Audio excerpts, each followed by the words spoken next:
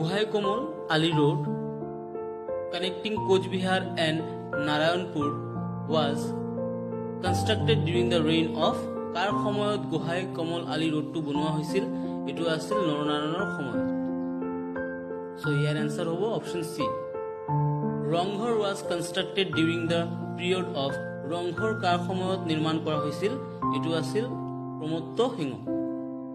The first permanent capital of Ahom kingdom was established at Ahom সকলৰ প্ৰথম স্থায়ী capital কোনটো জায়গাত এস্টাবলিশ কৰা হয়েছিল এটো আছিল চৰাইদেউ ঠিক আছে আৰু কোনে এস্টাবলিশ কৰিছিল তোমালোকে জানা চাওলং চুকাফা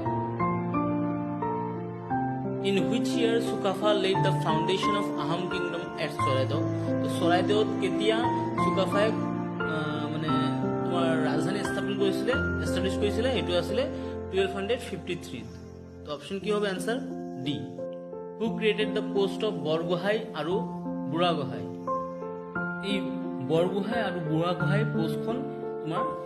চুকাফাই ক্ৰিয়েট কৰিছিল Who was the last Ahom ruler আহোমসকলৰ শেষৰ ৰজাজন কোন আছিল